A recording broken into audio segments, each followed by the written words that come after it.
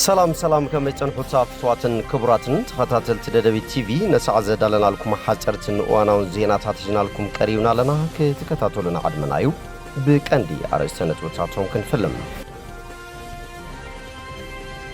تواساتي اكالات تግራይ ዕጡቃት ጉጅለታትን ኣብ መስርሕ ዘተን ምእታው ጻዕሪ ክግበር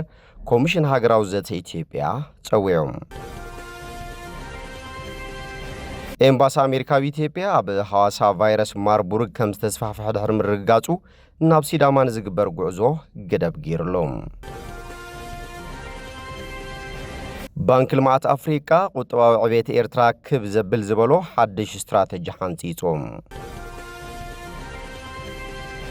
አብለሊ ሐላፍ ውሽጣው ጸጥታ ኤርትራ ኮሎኔል ስምዖን ገብረ ድንግል ፈተነ ቅትለት ገይሮም ዝተባሃሉ 13 ሰባት ድሕሪ 18 ዓመታት ጽኑዕ ማእሰርቲ ካማይ ስርዋት ፈትሖም አሞንጎ ብሔራዊ ክልላዊ መንግስት አምሓራን ፋኖ አምሓራን ስምምዕ ዘላቂ ሰላም ተፈሪሙ አይተ ታየ ደንዳአን 7 ዓመት ተፈሪድዎ ቀዳማይ ሚኒስትር አብይ አሕመድን ከንቲባ አዳነች አቤቤን ከይቀረቡ ቤት ፍርዲ ውሳነ ከም ዝሓበ ድማ ተፈሊጡ ናብ ዝርዝሩ ሰይርና ለና ምስዕለታው ዜናታት ቢንያም ሓድሽ ሰናይ ምክትታል ተዋሳእታ አካላት ትግራይ ዕጡቃት ጉጅለታትን ናብ መስርሕ ዘተን ምእታው ጻዕሪ ክግበር ኮሚሽን ሃገራዊ ዘተ ኢትዮጵያ ጸዊዖም ኮሚሽን ሃገራዊ ዘተ ኢትዮጵያ ኣብ ትግራይ ዘሎ ፖለቲካዊ ተዋሳእትን ዕጡቃት ጉጅለታትን ክሳተፉ ጻውዒት ዘቕረበ ኮይኖም እዚ ዘይምትግባሩ ዛጊት ኣብ መስርሕ ሃገራዊ ዘተ ሩኢ ብድሆ ከም ዝኾነ ገሊጾም ዋና ኮሚሽነር ፕሮፌሰር መስፍን ረኣያ ቅድሚ ትማሊ ምስ ወከልቲ ሃይማኖታዊ ትካላትን ሲቪካዊ ትካላትን ኣብ አዲስ አበባ ዝተኻየደ ኣኼባ እዘን ትካላት ኣብ ውሽጢ ማሕበረሰባት ዘለወን ፍሉይ ተኣማንነትን ጽልዋን ዝገለጹ ኮይኖም ንዘለዉ ዕንቅፋታት ኣብ ምፍታሕ ተሳትፎኦም ወሳኒ ምዃኑን ብፍላይ ድማ ወሰንቲ መዳርግቲ ኣካላት ትግራይ ኣብቲ ዘተ ንምጽምባር ድሌት ዘይምህላዎምን ኣገንዚቦም ኣብ ዝሓለፈ ዓመት ሚያዝያ ኮሚሽን ሃገራዊ ዘተ ዕጡቃት ጉጅለታት ኣብቲ መስርሕ ዘተ ክሳተፉ ዕድመ ብምቕራብ ነቶም ክጽምበሩ ዝመረጹ መረጋገጺ ጸጥታ ከም ዘቕረበን ዝፍለጥ እዩ እቲ ኮሚሽን ነቲ መስርሕ ንቅድሚት ንምስጓም ሰፊሕ ተሳትፎ መዳርግቲ ኣካላት ከም ዘድሊ ብምጉላሕ ኣብ ትግራይ ትርጉም ዘለዎ ዘተ ንምክያድ ምቹእ ሃዋህው ኣብ ምፍጣር ክድግፉ ጸዊዖም ኣብ ዝሓለፈ ወርሒ ነሓሰ ኮሚሽን ሃገራዊ ዘተ ኢትዮጵያ ኣብ ትግራይ ዑደት ብምክያድ ምስ ኣመራርሓ ግዝያዊ ምምሕዳር ፖለቲካዊ ውድባት ሲቪክ ማሕበራት ከምኡውን ኣባላት ህዝባዊ ዲፕሎማሲ ትግራይ ብምርኻብ ኣብ ትግራይ ጽቡቕ ምንቅስቓስ ከም ዝጀመረ ገሊጹ ነይሩ ተቃዋምቲ ውድባት ትግራይ ግን ነቲ ዝቐረበ ጸብጻብ ብምቋም እቲ ዘተ ንይምሰል ከም ዝተገበረን ኣብ መንጎ ፌደራልን ትግራይን ዘሎ ጥርጣረታትን ክፈትሕ ከም ዘይኽእልን ምግላጾም ይዝከር ኤምባሲ አሜሪካዊ ኢትዮጵያ ኣብ ሐዋሳ ቫይረስ ማርቡርግ ከም ዝተስፋሕፈሐ ድሕሪ ምርግጋጹ ናብ ሲዳማን ዝግበር ጉዕዞ ገደብ ገይሩሎም ኣብ አዲስ አበባ ዝርከብ ኤምባሲ አሜሪካ ቅድሚ ሶምን ኣብ ሐዋሳ ሓድሽ መልከፍቲ ማርቡርግ ምስ ተረጋገጸ ንሰራሕተኛታቱ ናብ ሲዳማ ዝግበር ወግዓውን ውልቃውን መገሻታት ገዲቡሎም እቲ ኤምባሲ ትማለብ ዘውፅኦ መጠንቀቕታ ጥዕና ድማ እቲ ውሳነ ጥንቃቐ ንምግባር ዝተወሰደ ምዃኑ ገሊጾም እቲ እገዳ ኣብ ርእሲ እቲ ያቀዲሙ ናብ ክልላዊ መንግስቲ ደቡብ ኢትዮጵያ ወግዓውን ውልቃውን መገሻታት ዝድርት ስጉምቲ ምዃኑ ኣመልኪቶም ሚኒስትሪ ጥዕና ኢትዮጵያ እቲ ሓድሽ ቫይረስ ኣብ ርእሰ ከተማ ክልል ሲዳማ ሐዋሳ ከም ዝተረኣየ ድማ ኣፍሊጦም ባንክ ልማት አፍሪካ ቁጠባዊ ዕቤት ኤርትራ ክብ ዘብል ዝበሎ ሓድሽ ስትራቴጂ ሓንጺጾም ባንክ ልማት አፍሪካ ኣብ መላእ ሃገር መሰረተ ልምዓት ንምሕያል ቁጠባዊ ዕድላትን ምስፋሕ ርጉእ ኩነታትን ምፍጣርን ዘኽእል ግዝያዊ ስትራቴጂያዊ ውጥን ከም ዝሓንጸጸ ገሊጾም ኤርትራ ምስ ብድሆታት ትሑት ተፍራይነት ክሊማዊ ጸቕጥታት ውስንነት መሰረተ ልምዓትን ንኡስ ብሕታዊ ጽላትን እናገጠመት ምቕሉል ቁጠባዊ ዕቤት ተመዝግብ ከም ዘላ ዝገለጸ ባንክ ልማት አፍሪካ ኣብ ሰለስተ ቀንዲ ሜዳታት ማለት እውን ጻዓት ማይን ጽሬትን ከምኡውን ቁጠባውን ፋይናንሳውን ምሕደራን ዝህቡ ሓገዝ ከም ዘስፈሖ ሓቢሮም ኣብ መዳይ ጻዓት እቲ ባንኪ ምስ ኤርትራ ብምትሕብባር ዘተኣማምንን ብርትዓዊ ዋጋን ኣገልግሎት ሓይሊ ኤሌክትሪክ ንምስፋሕ ኣብ ተተካእ ጻዓት ኣተኪሩ ከም ዝዓዪ ኣብ መርበብ ሓበሬቱ ዘውፅእ ሓበሬታ የረደም ኣቅርቦት ጻዓት እንድሕር ተመሓይሹ ሓደ ነገር ንምፍራይ ዝግበሩ ውጽኢታት ከም ዝንክዩ ኢንዳስትሪታት ሕርሻ ከም ዝሕይልን ከምኡውን ንስድራ ቤታትን ንኣሽቱ ኣካላትን ሓደስቲ ዕድላት ክፍጠረሎም ትጽቢት ከም ዝገብር ይገልጽ ባንክ ልማት አፍሪካ ቅሉላው ጻዓት ኤርትራ ንምቕላል ኣብ 2023 ናይ 50 ሚልዮን ዶላር ምወላ ክገብር ምስ መንግስቲ ናይቲ ሃገር ስምምዕ ከቲሙ ነይሩ።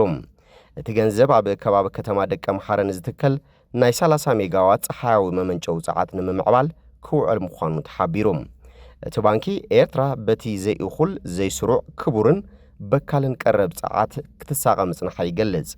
ፕሬዚዳንት ኢሳያስ አፈወርቂ ምስ መንግስታውያን ማዕከናት ዜና ብዘካየዶ ቃለ መሕተት እውን ነቲ ካብ 120 ሜጋዋት ዘይሓልፍ ዝበሉ ዓቕሚ ናብ 360 ክብ ንምባል መደብ ከም ዘሎ ተዛሪቡ ነይሩ።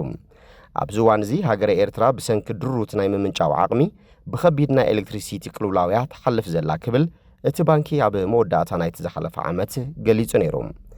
ዕላማ ናይቲ ፕሮጀክት ተሓደስቲ ምንጭታት ፀዓት ብምምዕባል ነቲ ከዓቢ ዘለዎን ካብ ዝተፈላለየ ምንጭታት ዝርከብን ቀረብ ኤሌክትሪሲቲን ምብርካት ይብል ብዛዕባ እቲ ምወላ ዝገልጽ ሰነድ ናይቲ ባንኪ። ኣብ መወዳእታ 2023 ቋፅራ ፈረንጂ ዝተኣሳሰረ ስርዓት መርበብ ኢንተግሬትድ ግሪድ ሲስተም ተሃገር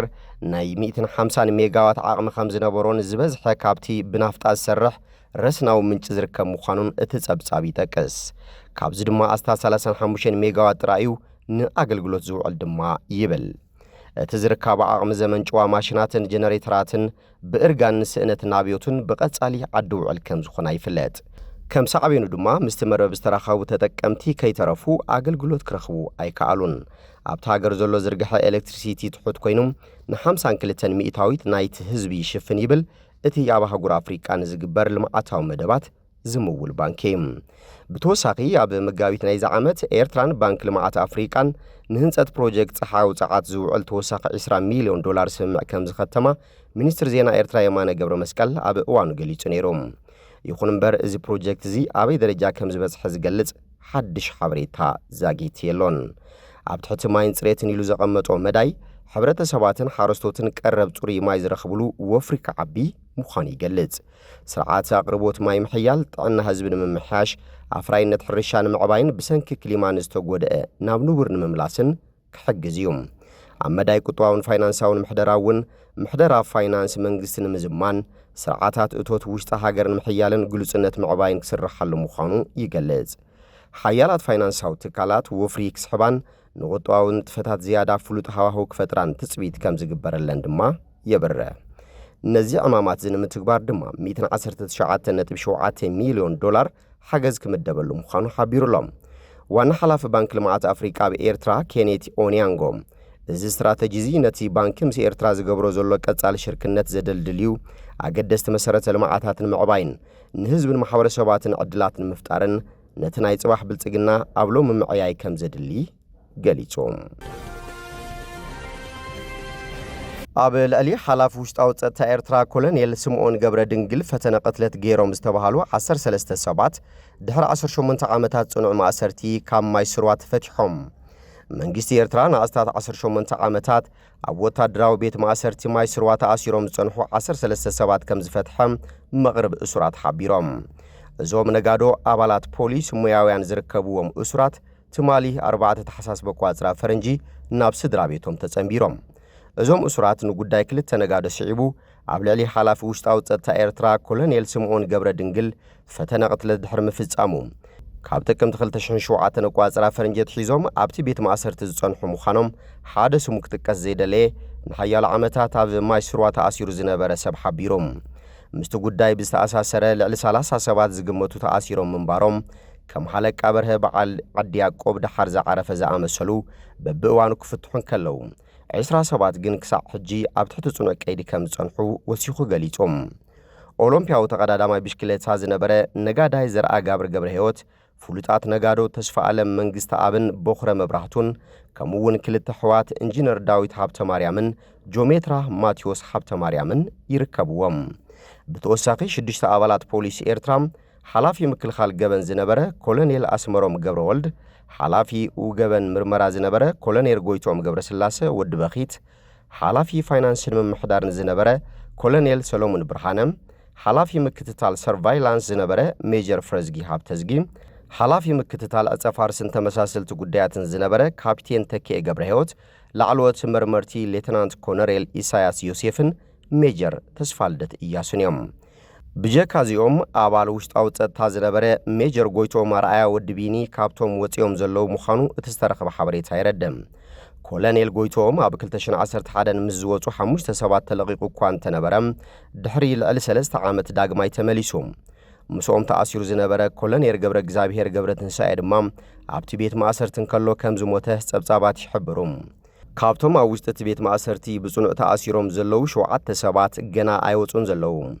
ኣምኒስቲ ኢንተርናሽናል ከም ዓዳ ኣቤቶን ማይስሩዋን ዝኣመሰሉ ኣብያተ ማእሰርቲ